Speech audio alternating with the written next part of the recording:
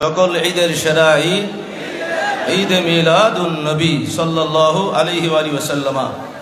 আপনারা ইতিমধ্যে আলোচনা শুনতেছেন, ইমানি খোরাক পাচ্ছেন।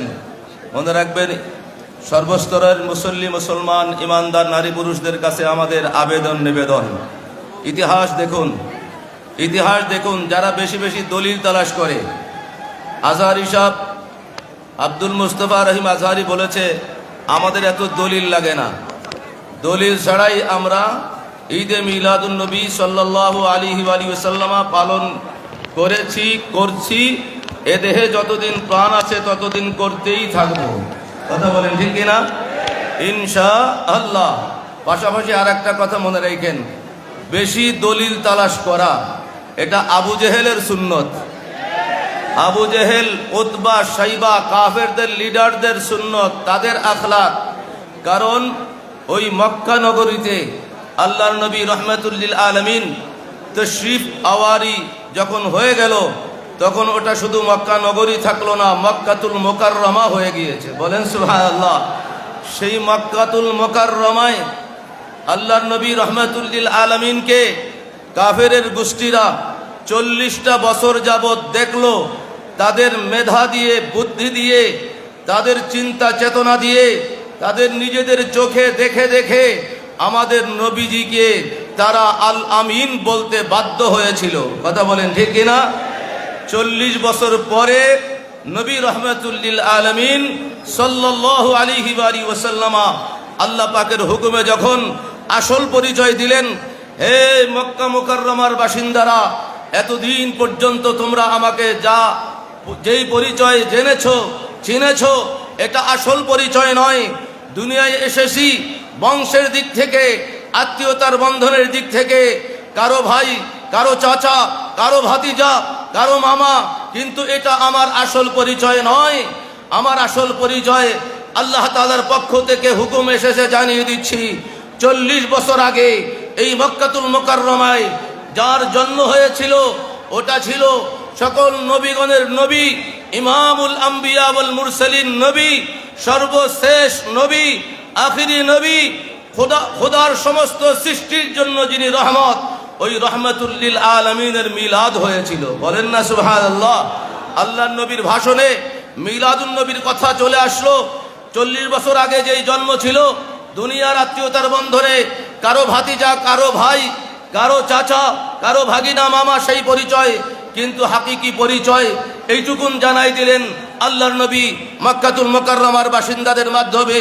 পৃথিবীর জমিনকে জানান দিলেন, আরে 570 খ্রিস্টাব্দ রবিউল আউয়াল শবে সাদেক সোমবারে যেই নবীর মিলাদ হয়েছে, তিনি রহমাতুল লিল আলামিন। ওটা তোমাদের ভাতিজার মিলাদ ধরে বসে থাকলে হবে না। নাজাত যদি পেতে চাও, মানতেই হবে মিলাদুন নবী হয়েছিল। বলেন সুবহানাল্লাহ, আল্লাহু আকবার। সেই জন্য দেখেন, 40 বছর যাবৎ দেখলো, জানলো, শুনলো, আল আমিন হিসাবে মানলো। এরপরে যখন আল্লাহর হুকুমে আল্লাহর হাবিব নিজের পরিচয় দিলেন, তিনি রহমাতুল লিল আলামিন, তিনি আখিরি নবী। জান্নাতে যেতে হলে রসুলকে মানতেই হবে। আল্লাহ তাআলাকে খুশি করতে হলে আমার রসুলের ইতাআত করতেই হবে। এই ঘোষণা যখন আসলো, তখন থেকে আবু জেহেলরা খালি দলিল তালাশ করা শুরু করলো। আপনাদের ইতিহাস জানা রয়েছে, এই দলিল তারা তালাশ করতে করতে কত দলিল তাদের সামনে নবী রহমাতুল লিল আলামিন পেশ করলেন। গোটা চন্দ্রকে দ্বিখণ্ডিত করলেন। ওই মক্কা মুকাররমায় নবীর বাড়ির পাশে পাহাড়ের উপরে, জাবালে কুবাইসের উপরে সেই চন্দ্র দ্বিখণ্ডিত হয়ে আল্লাহর নবীর কদমে হাজিরা দিল। এভাবে নবী রহমাতুল লিল আলামিন মেরাজুন নবী সাল্লাল্লাহু আলাইহি ওয়াসাল্লাম সংগঠিত হওয়ার পরেও তাদেরকে কত দলিল দিলেন। আল্লাহর নবী রহমাতুল লিল আলামিনের এত দলিল দেখলো, একের পরে এক দলিল দেখলো। এবং সুন্নি উলামায়ে কেরামের জবানে শুনতে শুনতে আপনারাও আলেম হয়ে গিয়েছেন।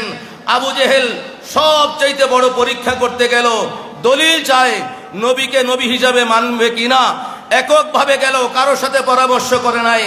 নিজের হাতের আঙ্গুলগুলো মুষ্টি করে নবীর কাছে গিয়েছিল। আপনি নাকি নবী, আমার হাতে কি আছে বলতে হবে।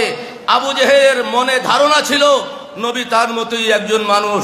আজকে কাউকে আমি জানাই নাই, আমার ঘরের স্ত্রীও জানে না, আমার কোনো বন্ধু মক্কা নগরীর কোনো লিডার কাফেররা জানে না, শুধু আমি জানি। আবু জেহেল মনে করেছে শুধু সে জানে, এটা তো তিনি বলতে পারবেন না, তখন নবীকে অপমান করবে। নবী রহমাতুল লিল আলামিন কি জবাব দিয়েছিলেন আপনাদের জানা? আবু জেহেল, তুমি ছোট পরীক্ষা নিতে আসছো, তোমার হাতের ভিতরে কি আছে এটা তো ছোট পরীক্ষা, তার চাইতে বড় পরীক্ষা নাও। তোমার হাতের ভিতরে কি আছে এটা বলতে পারলে তুমি আমাকে নবী হিসাবে মানবে কিনা? বলেছিল হ্যাঁ মানবো। তো তার চাইতে বড় পরীক্ষা আমি তোমাকে বলতেছি, তোমার হাতের ভিতরে যেটা আছে এটা যদি আমি নবীর ব্যাপারে, আমি আল্লাহর রসুল, ওই হাতের ভিতরে যা আছে সে যদি সাক্ষী দেয় তাহলে কি তুই মানবি? তখন আবু জেহেল মনে করেছিল যে এই যে মুসলমানের নবীকে পেয়ে গিয়েছি, আমার হাতের ভিতরে কোনো জীবন্ত কোনো কিছু নাই, যা আছে মরা, এটা তো আর কথা বলতে পারে না। বলল যে হ্যাঁ এটা বললে তো মানবো। এরপরে তার হাতের ভিতরে যা ছিল আল্লাহর রসুল সাল্লাল্লাহু আলাইহি ওয়াসাল্লাম আর জবান থেকে শুনতেছে, ছোট্ট ছোট্ট পাথরের কণা ছিল। এই পাথরের কণা আবু জেহেলের মুষ্টির মধ্য থেকে আওয়াজ তুললো, আশিক রাসূলুল্লাহ স্লোগান তুললো, আশহাদু আন্নাকা রাসূলুল্লাহ, ইয়া রাসূলুল্লাহ, সাক্ষী দিচ্ছি আপনি আল্লাহর রসুল। জোরে বলেন না সুবহানাল্লাহ। এরপরে কি আবু জেহেল ঈমান আনতে পারছে? দলিল পাইছে, বেশি দলিল তালাশ করে, দলিল তালাশ করতে করতে করতে মরছে জাহান্নামী হইয়া। কথা কন ঠিক কিনা? এইরকম কিয়ামত পর্যন্ত থাকবে, খালি দলিল তালাশ করবে। উদ্দেশ্য সত্য উদ্ঘাটন করে মেনে নেওয়া উদ্দেশ্য নয়, প্যাচ লাগানো উদ্দেশ্য। ওই আবু জেহেলের মতো এভাবে ঈদে মিলাদুন নবী সাল্লাল্লাহু আলাইহি ওয়াসাল্লাম আর দলিল এখন পর্যন্ত যারা তালাশ করতে চায়, নিঃসন্দেহে ওরা আমার নবীর উম্মত হতে পারে না, বড় জোর আবু জেহেলের উম্মত হতে পারে।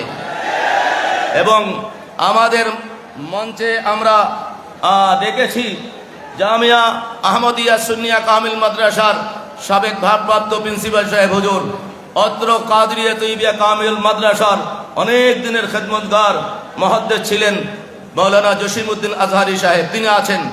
যেহেতু ঘটনা যেটা বলছি সত্য, তিনি আছেন যেহেতু, তিনি একবার আল্লাহর নবী রহমাতুল লিল আলামিনের বাড়ির সামনে গেলেন, কাছাকাছি।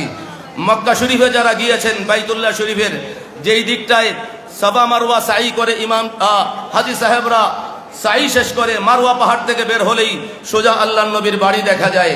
ওই বাড়ির কাছাকাছি গিয়ে আর একটা পর্যায়ে মাওলানা জসিমউদ্দিন আজহারি সাহেব ওখানে দায়িত্বরত যারা আছে, ওই রাষ্ট্রীয়ভাবে দায়িত্ব পালন করে, যায়া জিজ্ঞাসা করলেন, তোমার কাছে জানতে চাই আমার নবীর বাড়িটা কোথায়?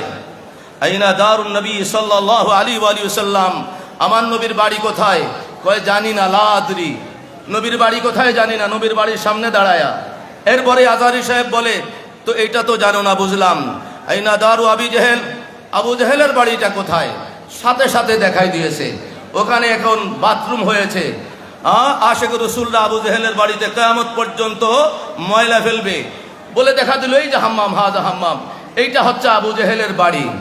তো তখন এই মাওলানা জসিমউদ্দিন আজহারি আওলাদ রসুলের নূরে নজরে আল্লাহ তাআলা কি জ্ঞান দান করেছেন দেখেন, বলতেছেন, তোমার কাছে আমার এবার একটা প্রশ্ন আছে, তুমি দাঁড়াও সোজা হয়ে শোনো। বলে কি প্রশ্ন? বলল, তুমি আমার নবীর বাড়ি চিনো না, কিন্তু আবু জেহেলের বাড়ি চিনো।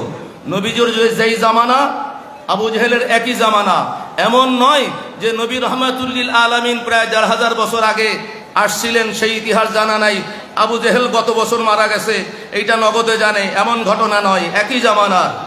তাহলে তুমি আমার প্রশ্নের উত্তর দাও, তুমি আবু জেহেল কাট্টা কাফের জাহান্নামী, তুমি মুসলমান হয়ে ওই জাহান্নামীর বাড়ির সন্ধান নিয়েছো, ওই জাহান্নামীর বাড়ির ঠিকানা ইতিহাস তোমার জানার তাগিদ হয়েছে, জেনে রেখেছো, ইয়াকিন সহকারে ওই জাহান্নামীর ঠিকানা জেনেছো। আর যেই নবী না হলে জান্নাতের দরজা দেখতে পাবো না, ওই নবীর ঠিকানা জানার প্রয়োজন মনে করলে না, ওই নবীর বাড়িটা পর্যন্ত তুমি চিনো না। এবার আমার প্রশ্ন, আওলাদ রসুলের গোলামের প্রশ্ন, আমি তোমার কাছে জানতে চাই, তুমি কি আমার নবীর উম্মত নাকি আবু জেহেলের উম্মত? কথা বলেন ঠিক কিনা? তখন আরবরা আবার একটা জিনিস ওদের ভিতরে আছে, যুক্তি দিয়ে যখন আটকায়া যায়, তাৎক্ষণিক যখন কিছু জবাব নাই, তখন আস্তে করে বিড়ালের মতো মাথা নিচে করে আজহারী সাহেব প্রশ্ন করার পরে আস্তে করে উল্টা দিকে চলে গেল। প্রিয় হাজিরিন মুসলিম কেরাম, সুতরাং মনে রাখতে হবে, দলিল চাইতে চাইতে চাইতে আবু জেহেল মইরা জাহান্নামী হয়েছে। কথা কোন ঠিক কিনা? আর পৃথিবীর মধ্যে আল্লাহর পক্ষ থেকে গায়বী ব্যবস্থাপনা হয়েছে, রহমাতুল্লিল আলামিনের উপর ঈমান এনে সবার আগে জান্নাতে যিনি যাবেন তার নাম কি? সাইয়্যিদুনা আবু বকর সিদ্দিক রাদিয়াল্লাহু তাআলা আনহু। আবু বকর সিদ্দিক রাদিয়াল্লাহু তাআলা আনহুর নবীকে মেনে নেওয়ার জন্য কোনো দলিল লাগে নাই। যেই মেরাজ মানার মতো কোনো যুক্তি নাই, ওই মেরাজ মানার জন্য আবু বকর সিদ্দিক রাদিয়াল্লাহু তাআলা আনহুর কোনো দলিল লাগে নাই। সেই জন্য আমরা বলি, হ্যাঁ, আল্লাহু আজ্জা ওয়া জাল্লা, আল্লাহর ওয়াহদানিয়তের ব্যাপারে আমাদের কোনো দলিল লাগে না। আমার রাসূলের শান ও আজমত, ঈদে মিলাদুন নবীর মাহফিল, এই মাহফিলে আমাদের কোনো দলিল লাগে না। এটা আল্লাহ পাকের দয়া আমাদের উপরে। কথা বলেন ঠিক কিনা? খোদ আল্লাহ তাআলা মিলাদুন নবীর আয়োজন করেছেন। আমাদের মতো অধম, নাচিস, নালায়েক, গুনাহগার সেই আল্লাহ তাআলার ইন্তজামের মধ্যে নামটা লেখানোর সুযোগ করে দিয়েছেন। অন্য কোনো কারণে নয়, আপনার আমার নিজের কোনো এলেমের কারণে নয়, বংশের জোরের কারণে নয়, টাকার জোরের কারণে নয়। আমরা এই সৌভাগ্য অর্জন করেছি, সেই সবসু মহান মর্যাদা আল্লাহর পক্ষ থেকে অর্জন করেছি শাহেনশাহ শ্রীকুটের উসিলায়। কথা বলেন ঠিক কিনা? আল্লাহু আজ্জা ওয়া জাল্লা এই নিয়ামতের কদরদানি আদায় করে ইমানদার হিসাবে নবী রহমাতুল্লিল আলামিনের আগমনকে কেন্দ্র করে আনন্দ করা, শরীয়তের আলোকে ঈদে মিলাদুন নবী সাল্লাল্লাহু আলাইহি ওয়া সাল্লাম উদযাপন করা, সেই পক্ষে থাকা সর্বস্তরের মুসলিম উম্মাহকে হেদায়েতের বুঝ দান করুক। এই জন্য আমাদের বাংলা ভাষায় মাতৃজবানে সহজ সরল স্লোগান, সকল ঈদের সেরা ঈদ, সকল ঈদের সেরা ঈদ। সবাই মহব্বতের সাথে বলুন আলহামদুলিল্লাহ।